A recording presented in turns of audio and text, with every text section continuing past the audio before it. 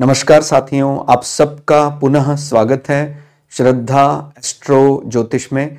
तो आज हम लोग डिस्कस करने वाले हैं उच्च शिक्षा के लिए देश के बाहर या विदेश जाकर शिक्षा ग्रहण करने के क्या क्या कुंडली में योग हो सकते हैं।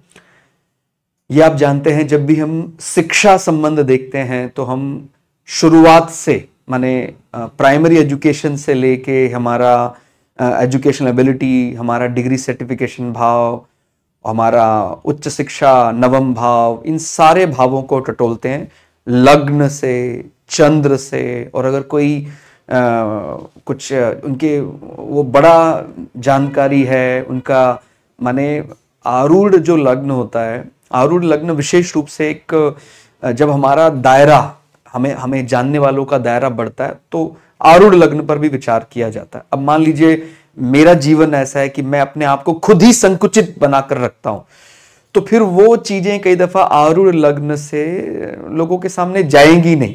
तो कुछ कुछ केसेस में आरूढ़ लग्न से जब विचार किया जाएगा वो अच्छा नहीं आएगा, लेकिन हमें ये खुद समझना पड़ेगा कि आरूढ़ लग्न का विचार कब करें कब ना करें। अब मान लीजिए मैं कोई बहुत ही डीप रिसर्च करता हूं और किसी को भी मेरे रिसर्च के बारे में पता नहीं, और मैं खुद भी चाहता हूं, बड़े बड़े साइंटिस्ट होते हैं उनके पास इतना समय नहीं है कि वो हर जगह प्रेजेंटेशन देने पहुंच जाएं, वो बहुत अपने आप को गुप्त रखकर, क्योंकि अगर पूरे दिन समाज के बीच रहकर ही बोलते रहेंगे तो फिर वो रिसर्च कब करेंगे।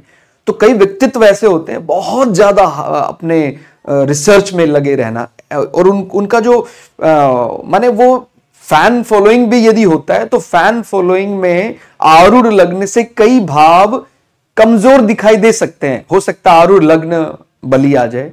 तो हमें यह ध्यान रखना है कि हमारा जो प्रेजेंस है सोशल मीडिया में और कहीं, यदि हमारा प्रेजेंस बढ़ा चढ़ा है, हमें कई लोग जानते हैं, तो फिर आरूढ़ लग्न विचार अच्छे से समझ में आएगा। और किसी केस में मुझे कोई जानता नहीं है, या मैं कह सकता हूं मैंने खुद अपने आप को गुप्त किया हुआ है, ठीक हो गया। तो ऐसे कई बड़े बड़े वैज्ञानिक हैं जो अपने आप को खुद ही गुप्त रखना चाहते हैं कि ज्यादा कोई हम पब्लिक में नहीं आना चाहते। फिर आरूढ़ लग्न में कई चीजें आपको कमजोर दिख सकती है, इसलिए आरूढ़ लग्न विचार कब करना है कब नहीं करना है ये आपको स्वयं तय करना पड़ेगा, ठीक हो गया। तो आज का जो विषय है कि भाई हम उच्च शिक्षा देखना चाहें और उसमें भी उच्च शिक्षा संबंध विदेश से देखना चाहें तो क्या क्या चीजें हो सकती हैं। तो हमने एक उसको समझने के लिए एग्जाम्पल चार्ट लिया है, और ये एक महिला जातक का चार्ट है, और इनके जीवन में भी माने पठन पाठन का अच्छा इंटरेस्ट है, और इनके माता पिता की इच्छा है कि ये अपने शिक्षा को और बढ़ाने के लिए देश के बाहर जाएं। तो वो हो पाएगा नहीं हो पाएगा, या और भी हम कोई चार्ट इस प्रकार के देखना चाहते हैं तो क्या क्या चीजें हैं जो देखी जा सकती हैं। अब देखिए, जब भी विदेश के संबंध में बात करेंगे तो हमारे लग्नेश का तीसरे, नवे, 12वें भाव में जाना, या फॉरेन लैंड, फॉरेन कल्चर का कारक राहु केतु एक्सिस लग्न में आना, उस केस के लिए अच्छा माना जाता है। तो अब प्रश्न में विदेश संबंध है, राहु केतु एक्सेस आ रहा है, तो कहीं ना कहीं इनका जो शुरुआत से ही इनके जीवन में दूसरे कल्चर और दूसरी सभ्यता के लोगों का अच्छा खासा प्रभाव रहा। माने जहां इनका जन्म हुआ उसके बाहर के कल्चर के लोगों के साथ भी खूब सीखने में मिला। हालांकि मैंने दूसरे दृष्टि से मेष लग्न के राहु को थोड़ा कठिन बताया, यानी शुरुआत में थोड़ा टफ होता है, सर वाले हिस्से पे चोट भी लगने के आसार होते हैं, और लेकिन ये इस प्रकार से इसका अर्थ लिया जाता है कि मेष लग्न में राहु बहुत कष्ट देता है, लेकिन जिस प्रकार उसको जब उसको कोई बड़ी सजा देने के बाद जैसे स्वयं उसको उस पर दया आ जाती है, उस प्रकार से हमने कई ट्रांसलेशन पहले भी पुराने वीडियो में किए हुए हैं कि उसको एक दंड देने के बाद राहु स्वयं उसके प्रोटेक्टर की भूमिका में आ जाता है, ठीक हो गया। तो वो माने बाल्यावस्था में 20-22 वर्ष तक इनको सर पे चोट का भय रहता है, और पूर्वजों की दृष्टि से थोड़ा कम अच्छा बताया जाता है, ठीक हो गया। दादा दादी की दृष्टि से थोड़ा कम अच्छा बताया जाता है। अभी हम अगर विदेश यात्रा की या विदेश में जाने की बात करें तो लग्नेश देखेंगे। यदि हम मेष लग्न का चार्ट है और यही कोई 22-23 बरस के महिला जातक हैं और लग्नेश 12वें भाव में चला गया, ठीक हो गया। 12वां भाव फॉरेन लैंड, फॉरेन पीपल की बात करता है। फिर हम चंद्रमा देखें तो चंद्रमा हमारा मन है, चंद्रमा लेकिन कुटुंब भाव में है, यानी मन तो परिवार के साथ सदैव जुड़कर ही रहेगा और खासकर मां के साथ बहुत अच्छा संवाद है, ठीक हो गया, आगे तक रहेगा। चौथे भाव का स्वामी, चौथा भाव माता को रिप्रेजेंट करता है। खासकर मेष लग्न के लिए चंद्रमा का कमजोर होना सीधा मां पर असर डालता है, क्योंकि मेष लग्न में चौथा भाव है ही माता के लिए, ठीक हो गया। तो वहां पर कर्क राशि पड़ रही है, माने वो आप समझते हैं काल पुरुष की कुंडली मेष लग्न बनती है। यदि वहां पर चंद्रमा प्रभावित हो रहा है तो वो एक तो नेचुरल कारक होता है माता का, और फिर मेष लग्न के लिए तो वो चतुर्थेश भी हो जाता है। तो भारी कीमत चुकानी पड़ती है चंद्रमा यदि कमजोर हो जाता है। आप जानते हैं 2 प्रकार से देखते हैं चार्ट को कि वो चतुर्थेश कैसा है, ठीक हो गया, चतुर्थ भाव कैसा है, चंद्रमा कैसा है। अभी यहां पर चतुर्थेश और चंद्रमा एक ही है और उच्च राशि में जाके बैठ गया, ठीक हो गया। चतुर्थेश चंद्रमा सुपर एक्साइट, यानी चंद्रमा को वृषभ राशि से ज्यादा कोई राशि अच्छी नहीं लगती, तो परिवार के साथ सदैव जुड़ा रहेगा। और मैंने जैसे बताया है कि जो मेष है उसको अगर एक लाइन में समझना हो तो उसको बोलते हैं कमांडर।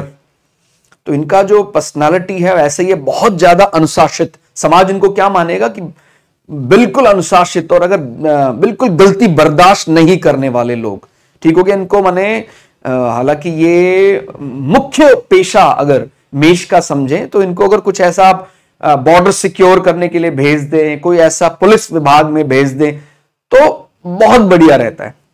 हालांकि इनका जैसे मैंने बताया कि मेष लग्न है, लेकिन इनका जो चंद्रमा है वो बहुत ज्यादा कौटुंबिक है। इनको फैमिली इंजॉय करना, माने वो इनका इंटरनल स्ट्रक्चर है। राशि क्या बताता है कि भाई फैमिली की सारी पार्टियां ये इंजॉय करना चाहेंगे, लेकिन फिर भी समाज में इमेज कैसी बनती है कि भाई एरीज असेंडेंट कमांडर है वो, ठीक हो गया। और का अभी ये माने एक प्रकार से अगर हम छठे भाव पर भी दृष्टि डालें तो कहीं ना कहीं मेडिकल के साथ संबंध है, मेडिकल रिसर्च में लगे हुए हैं और उसी स्टडी को आगे बढ़ाने के लिए ये देश के बाहर जाना चाहते हैं। और बिल्कुल ऐसा होगा।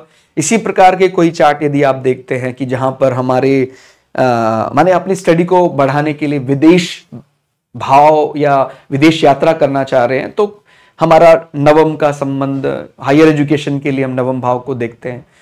और हमारा लग्नेश 12वें से संबंध बना रहा है क्या, राहु केतु एक्सेस में लग्न आ रहा है क्या, तो वो सब चीजें हम विचार करेंगे। तो चंद्रमा भी समझ में आ गया और आप देख रहे हैं कि प्रसन्न रहने वाले व्यक्तित्व हैं। सूर्य और चंद्रमा एक दूसरे से 180 डिग्री पर है। हमारा जो मन है उसका कारक चंद्रमा है, तो अगर वो सूर्य के बहुत नजदीक आएगा तो वो उसका अपना एग्जिस्टेंस, मन जो है वो अपने आप को आप जानते हैं समाप्त हो जाता है। मन ज्यादा समाज के साथ जुड़ना नहीं चाहता, इसलिए जो अमावस्या के नजदीक का जन्म है, चाहे वो माने हमारा अष्टांग योग साधना के लिए कहें आप, उसके लिए अच्छा है। लेकिन यदि उस चंद्रमा को आप बहुत ज्यादा सोशल करने का प्रयास करेंगे कि हर व्यक्ति का ध्यान रखें, सबका ध्यान रखें, नात रिश्तेदार, उसके लिए वो बहुत कठिन हो जाता है अमावस्या के नजदीक का जो चंद्रमा होता है, क्योंकि मन अपने आप को एक प्रकार से समाप्ति की ओर लेकर जाता है जब सूर्य के नजदीक जाता है, और मन का वर्चस्व बढ़ा चढ़ा रहता है जब वो सूर्य के दूर रहता है। ठीक हो गया। आप उसको चाहे आध्यात्मिक दृष्टि से भी समझें कि मन संसार के लिए संसार का विषय समझ में आता है, संसार को समझने के लिए मन का बलि होना आवश्यक है, वो सूर्य से दूर रहेगा तभी रहेगा। लेकिन यदि आप आध्यात्मिक विषय में कोई परचम लहराना चाहते हैं तो मन जैसे जैसे सूर्य के नजदीक जा रहा है तो संसार के लिए तो वो थोड़ा सा संसार के विषयों के लिए कम अच्छा है, लेकिन जब हम अपनी आध्यात्मिक यात्रा माने अंदर जाना चाहते हैं, अंदर की यात्रा करना चाहते हैं, उसके लिए वो बहुत बढ़िया होता है। तो ठीक हो गया। तो इसीलिए हम पूर्णिमा के नजदीक का जो जन्म होता है उसको सांसारिक दृष्टि से, और अमावस्या के नजदीक का जन्म है उसको कई ऐसे भक्ति में कुछ रिसर्च के लिए, आध्यात्म के लिए अच्छा बताते, अष्टांग योग साधना के लिए अच्छा। तो अभी क्या है, पूर्णिमा के नजदीक का जन्म है, तो वो संसार के हर विषय को समझने में माहिर है और कुटुंब फैमिली गैदरिंग खूब एंजॉय करते हैं। और उसके बावजूद भी पर्सनालिटी कैसी है, एरीज असेंडेंट कमांडर, और रोहिणी नक्षत्र का चंद्रमा है। रोहिणी नक्षत्र में आप जानते हैं देवता के रूप में प्रजापति, ठीक हो गया, मैं देवता की बात कर रहा हूं, तो कोई भी रेमेडी करेंगे तो देवता का ध्यान भी रखेंगे। प्रजापति हम अश्व में बोलते हैं, प्रजापति का वास है। घोड़ों में यज्ञ वगैरह आपने सुने होंगे, बड़े बड़े वैदिक यज्ञों में बिना अश्व के नहीं होते थे। राजसूय यज्ञ है, वाजपेयी यज्ञ है, अश्वमेध यज्ञ है, उसमें सब में अश्व माने जाते। तो एक प्रकार प्रजापति का ही रूप मानते हैं हम। और रोहिणी का वैसे चित्र भी जब चित्रण करते हैं, जब समझते हैं, तो उसको भी रथ के साथ जोड़ा जाता है। अब यदि बात करें हम, दूसरा भाव वैसे हमारी प्राइमरी एजुकेशन का होता है, मोरल वैल्यू का होता है। तो शिक्षा की यदि बात आ रही है तो हमारा मोरल वैल्यू, नैतिक मूल्य, प्राइमरी एजुकेशन कैसा रहा है, तो एकदम क्लियर है। वचन के पक्के होने वाले हैं, ठीक हो गया, हमने वचन दिया उसका ध्यान रखने वाले हैं। इतना माने कई दफा क्या हो जाता है, एरीज असेंडेंट है तो वो समझता भी मैं तो कमांडर हूं, सामने वाले को वचन दिया नहीं दिया क्या करना है, लेकिन यहां पर अभी बहुत ज्यादा ध्यान है। मन चंद्रमा, और दूसरा भाव हमारी तिजोरी भी है, तो फाइनेंस की दृष्टि से भी बहुत बढ़िया चार्ट है। धन भाव से चंद्रमा उच्च का एग्जीक्यूट कर रहा है, ठीक हो गया, और वो मां के लिए बहुत भाग्यशाली। चौथे का स्वामी उच्च का होकर 11वें में बैठा। यदि आप यहां से एंटी क्लॉकवाइज चलेंगे तो अपने से 11 होकर चंद्रमा धन भाव कुटुंब भाव में बैठा हुआ है। तो मां का जिस प्रकार का भी सोच विचार चलता है कि भाई कैसे रहेंगे ये, तो बहुत बढ़िया रहेंगे मां के लिए। चाहे दूसरे व्यक्तित्वों से इनकी कुछ बातों में कहा सुनी भी हो जाए, लेकिन मां के साथ सदैव इनका प्रेम बना रहेगा, ठीक हो गया। और फिर हम आते हैं चौथे भाव में। चौथा भाव एक प्रकार हमारी एजुकेशनल एबिलिटी को बताता है, हम इसको विद्या भाव भी बोलते हैं। तो चौथा भाव जो विद्या, सुख, वाहन, भवन भाव भी माना जाता है, उसका स्वामी मोरल वैल्यू जाके बैठा हुआ है, तो इसका भी बल अपने को बराबर प्राप्त होगा। फिर आते हैं पांचवा भाव। हम चाहे कितने विद्यावान हो, उसको समाज शिक्षित मानेगा, उसको सर्टिफाइड मानेगा, वो पांचवें भाव का विषय है। तो पांचवें भाव में जो इंस्टेंटेनियस इंपैक्ट दे रहा है, त्वरित प्रभाव, देखते ही जो अट्रैक्ट कर रहा है, गुरु भावत भावम में भी वो नवम का स्वामी होकर अपने से नवम बैठा हुआ है, ठीक हो गया। तो इनका जो बैचलर डिग्री तक है उसके लिए तो हम पंचमेश पर विचार कर सकते हैं। हालांकि पंचमेश भी आप देख रहे हैं एक प्रकार से, जैसे मैंने बताया मेडिकल रिसर्च इनकी स्टडी है, तो मेडिकल रिसर्च हाउस कहीं ना कहीं 8वां भाव बताता है। मेडिकल के लिए 6th हाउस, 8th हाउस अच्छे माने जाते हैं। माने अगर हमारा काम उसी दिशा में अग्रेसित है, उसी दिशा में हम कर रहे हैं तो अच्छा है वो। तो 6th हाउस का सर्वस्टक वर्क बहुत बढ़िया है, ठीक हो गया। और 8th हाउस में हमारा बैचलर डिग्री का स्वामी जाके बैठा है, अपने मित्र के यहां जाके बैठा हुआ है। और 5th हाउस में 9th लॉर्ड आकर बैठ गया है। तो हमारा जो उच्च शिक्षा भाव है वो नवम भाव, नवम का स्वामी सर्टिफिकेशन हाउस में जाके बैठ गया। तो ये बहुत बढ़िया हो गया। और अब अगर इनको हम थोड़ा समय के अनुसार बात करें, कौन से समय क्या विचार, राहु की महादशा इनको लगी हुई है, ठीक हो गया। राहु एक प्रकार दूसरे कल्चर वालों के साथ, दूसरे माने इन विषयों के लिए जो विषय आया है विदेश यात्रा, उसके लिए रिलेट कर रहे हैं तो वो अच्छा माना जाता है। और राहु में शुक्र का जो समय, अब जैसे जैसे इनका अंतर्दशा आ रहा है तो राहु में शुक्र का समय आने वाला है। तो राहु में शुक्र एग्जीक्यूट कर रहा है इनके राशि स्वामी होकर 9th हाउस से, ठीक हो गया। वो 2nd लॉर्ड है, वो 7th लॉर्ड भी है, यानी शुक्र की अंतर्दशा में इनका रिसर्च एक प्रकार पीएचडी वो पूरा होगा, और इनको आगे वैवाहिक संबंधों में भी शुक्र दे सकता है। बिकॉज 2nd हाउस जो है वो हम कौटुंबिक घर में किटी पार्टी जैसा माहौल, और 7th हाउस मैरिज, कमिटमेंट, इस प्रकार की चीजों को भी बात करता है। और एग्जीक्यूट कर रहा है 9th हाउस फॉर अप्रूवल, यहां बैठकर वो 3rd हाउस एस्पेक्ट भी कर रहा है। 3rd house is for paper work.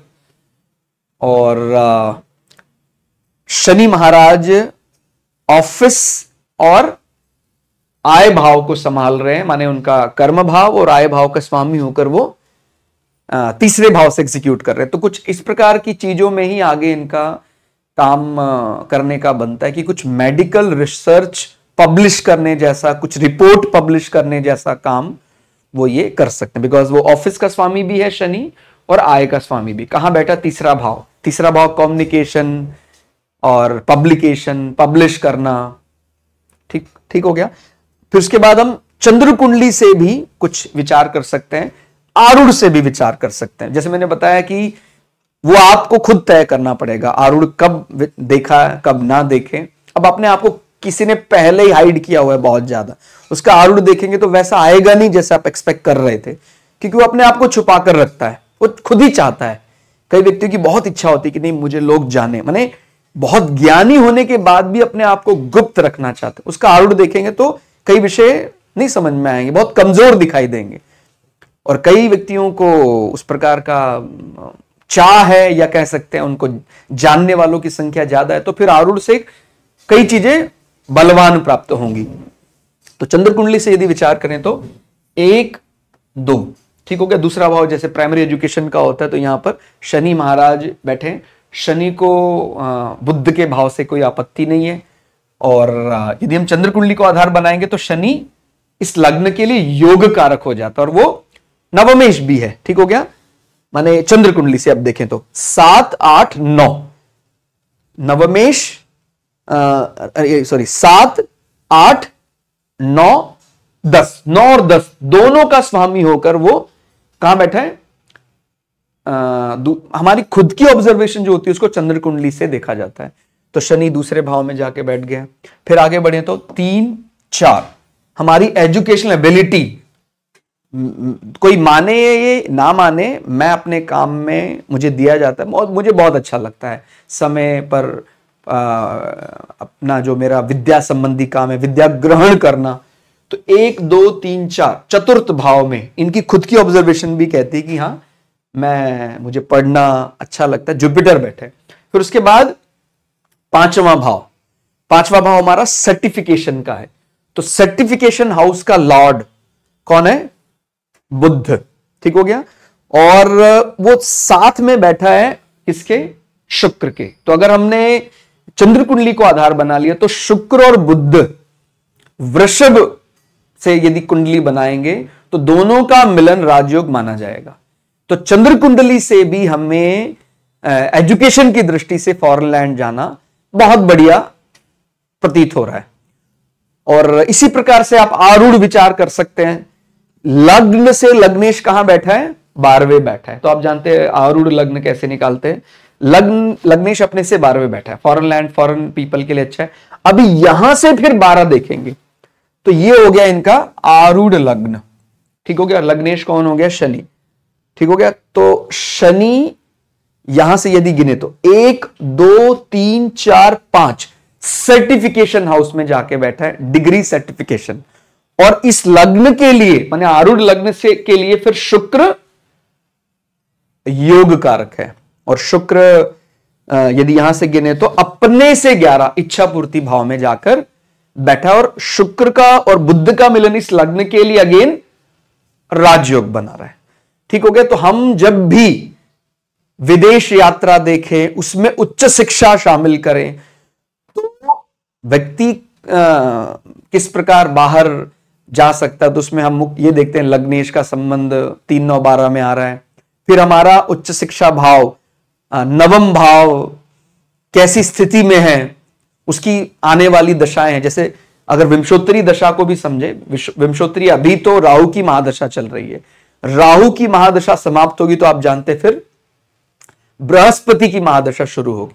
तो बृहस्पति आने वाली आगे दशाओं में पूरी तरह से इनको 9th हाउस का बल देता रहेगा। उसका मेन ऑब्जेक्टिव क्या होगा? नवी राशि और 12वीं राशि, नवी राशि long journey, approval, higher education को बताता है, माने लग्न से नवा भाव, और 12वां भाव foreign land, foreign people, foreign investment, इस प्रकार की चीजों में व्यक्ति को लगा कर रखता है। और एग्जीक्यूट कहां से कर रहा है? लग्न से पंचम भाव, पंचम भाव यानी सर्टिफिकेशन। तो केवल उच्च शिक्षा के लिए जाना है ऐसा नहीं है, वहां रहना, वहां सेटलमेंट होने के भी ये चार्ट में प्रबल योग समझ में आते हैं। तो दशा ऑर्डर भी हम कनेक्ट कर सकते हैं कि भाई राहु की महादशा भी चल रही है विंशोत्तरी में, उसके बाद बृहस्पति की महादशा आएगी, और बृहस्पति का भी मेन ऑब्जेक्टिव लग्न के अनुसार नवम और द्वादश भाव है, वो पंचम भाव में बैठकर काम कर रहे हैं। तो जो जो प्रश्न आ रहे हैं उनका उन प्रश्न से संबंधित ही यदि हमें वर्तमान में दशा दिखाई दे रही है तो फिर वो एक धनात्मक पहलू, इसी को बोलते हैं ना भाई, किस प्रकार के शगुन दिखाई दे रहे हैं। तो संबंधित जातक ने जो प्रश्न किया है वो बहुत अच्छे शगुन दिखाई दे रहे हैं, तो निश्चित रूप से उसका foreign land, foreign people relationship बनेगा। ये तो लग्न चार्ट से देखते ही हैं। अभी कई व्यक्ति बोलते हैं कि सर प्रश्न कुंडली कोई बना रहा है उसको, वो तो देखिए मैंने खुद ही ऑब्जर्व किया है। मतलब मैं ये नहीं कह रहा मैं बहुत बड़ा साधक हूं, लेकिन गुरुओं के आशीर्वाद से थोड़ा बहुत जानने का जरूर प्रयास किया है। यदि किसी दिन, हालांकि रूटीन में तो हम कोशिश करता हूं मैं तो, हाँ, कि कम से कम 1 घंटे ध्यान में बैठा जाए, और उसके बाद जब हम कोई ऐसा प्रश्न लेते हैं, माने आप ऐसा नहीं कि भाई संसार में पूरे लगे हुए और चलते फिरते जब भी ऐसा चार्ट बना रहे हैं, ऐसा नहीं, बहुत अपने आप को विनम्रता मानकर कि प्रभु आप देना, अब शक्ति मेरे पास तो है नहीं। तो फिर मैंने ऐसा महसूस किया है, एक समय पर वो जब हम चार्ट बनाते हैं, प्रश्न कुंडली जो समय चल रहा है, और ध्यान करके बनाते हैं, तो उस कुंडली से बहुत कुछ चीजें समझ में आने लग जाती हैं। और वही प्रश्न कुंडली जब बनाते हैं बिना ध्यान किए, इधर उधर चल रहे हैं, कोई शुचिता का, शुद्धता का ध्यान नहीं रखा हुआ है, वो कुंडली में कुछ समझ में ही नहीं आता है। तो ये जो प्रश्न कुंडली है, निश्चित रूप से एक बहुत बड़ी विद्या है कि समय देखकर, जहां पर ज्योतिषी है, ये भी ध्यान रखना है। अगर प्रश्न करने वाला, मान लीजिए ज्योतिषी नई दिल्ली में है और प्रश्न करने वाला न्यूयॉर्क में बैठा है, तो वो नई दिल्ली में ज्योतिषी जहां है वहां का समय लेकर प्रश्न कुंडली बनाएगा, निर्माण करेगा, और उसकी दृष्टि वैसी होगी, बहुत शांत मन से देखेगा तो उसको दिखाई देगा। और अगर बहुत आतुर है, कोई उसको किसी प्रकार का आवेग है, वो कुंडली ने वो नहीं देख पाएगा, अगर देखेगा भी तो गलत चीजें देखेगा। इसलिए प्रश्न कुंडली सरल भी है लेकिन कठिन भी है। इसलिए ऐसे ही किसी को ये बता दिया हाँ भी प्रश्न कुंडली बना लो, ऐसा नहीं जमता है। ठीक हो गया। इसलिए हमें ये माने इसको केवल सीखना विषय नहीं है, किस प्रकार से करना है ये ज्यादा महत्वपूर्ण है प्रश्न कुंडली में। खासकर भाई लग्न में तो लग्न वही रहेगा जो उनको मिला है जातक को। तो आप अगर इनका प्रश्न कुंडली भी बनाना चाहते हैं तो अब ये तो देखिए, ये क्योंकि हम इसको तय नहीं कर सकते हैं, मैं किसी और के लिए कैसे तय कर सकता हूं कि वो साधक है या नहीं है। ठीक हो गया। कई बार ऐसा लगता है समाज में वो बहुत ज्यादा सांसारिक दिख रहा है, कोई बहुत बड़ा राजा भी बहुत बड़ा साधक हो सकता है, और दिखने में कई बार वो साधक लग सकता है, लेकिन हो सकता है उसके पास साधना का बल ना हो। तो ये तो उसी का विषय, वही तय कर सकता है। लेकिन मैं इतना जरूर आपको कहूंगा, यदि आप प्रश्न कुंडली से कोई चीज जानना चाहते हैं तो आपको ऐसा रूटीन आपका होना चाहिए कि हाँ, क्या आप इस बिजी शेड्यूल में संध्या उपासना के लिए समय निकाल पाते हैं? आधा घंटा 1 घंटा भगवान के लिए चिंतन कर सकते हैं? बैठते हैं क्या आप? ऐसा करते हैं तो भगवान कृपा कर देते हैं, माने कुछ ना कुछ वो सही प्रेडिक्शन करने लायक भगवान ज्ञान दे देंगे। और वो पूरे दिन केवल संसार की चालाक बुद्धि से छीनना चाहता है, इस छीनने का विषय नहीं है। जैसे हम कई बार ना ज्योतिष में भी छीनने का, प्रूव करने का प्रयास करते हैं, मोक्ष से ज्यादा रिलेट करते हैं। ये ज्ञान हमने कई बार डिस्कस किया है कि ये वो ब्रिज है जो लोक और परलोक के बीच पुल का काम करता है। तो अगर पारलौकिक विषय में भी हम खोटा सिक्का चलाएंगे, माने ये चालबाजी का सिक्का चलाएंगे, तो नहीं चलेगा। इसलिए ध्यान रखना है, ज्योतिष कोई छीनने का विषय नहीं, ये माने जैसे मुक्ति है, मुक्ति समझाने का नहीं, समझने का विषय है। तो ऐसे ज्योतिष में भी हम ये वारंटी और गारंटी आपको लेनी होगी। अगर आपने वारंटी और गारंटी ली है, तो मुझे सर प्रूव करने की जरूरत नहीं है, मैं अपने लिए मैं जानता हूं, मैं कितने, मेरा जीना ही मैं भगवान के लिए जीता हूं, मुझे मैं इसको याद क्या करूं, मैं भूलता ही नहीं हूं। एक होता है भगवान को कभी कभी याद करना, एक होता है सर भूलूंगा तब तो उसको याद करूंगा।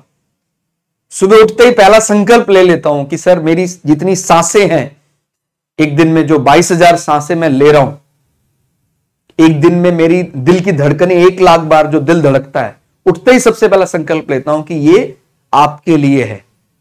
तो कभी भी मतलब चलते फिरते बीच बीच में याद आ जाता है। तो 1,22,000 नाम जब जब चल रहा है एक दिन में, तो भूल ही कहां रहा है। चाहे वो चार्टर्ड अकाउंटेंट है, वो डॉक्टर है, इंजीनियर है, बहुत बड़ा पॉलिटिशियन है, तो भगवान का बहुत बड़ा भक्त है, वो अपना कर्म योगी है, कर्म करते हुए मुक्त हो जाएगा वो। तो ये जो प्रश्न कुंडली या कोई भी माने ज्योतिष में कुछ भी, अब यहां से भी ऐसे जल्दी समझ में नहीं आएगा, साधना करेंगे तो सब कुछ दिखाई देने लग जाएगा। ये मैंने कई बार ऐसा हो जाता है, माने जैसे थोड़ा जल्दी में रहे और आज ध्यान का समय ज्यादा नहीं मिला, सीधा ऐसे चलते फिरते कुंडली बना ली, कुछ समझ में नहीं आता है। भाई वो तो देवता प्रकट होंगे तब आएगा ना समझ में, कुछ ऐसे कैसे समझ में आएगा। इसीलिए आपको साधना करनी ही पड़ेगी। साधना माने ध्यान में बैठना है, कोई बहुत बड़ा शब्द नहीं मैं बोल रहा हूं, और साधारण सा नियम बना सकते हैं। मान लीजिए मेरी आयु है 21 वर्ष की, तो 21 मिनट तो बैठे ही कम से कम। 60 वर्ष की आयु है तो और ज्यादा शक्ति की आवश्यकता पड़ेगी, तो 1 घंटा बैठे कम से कम।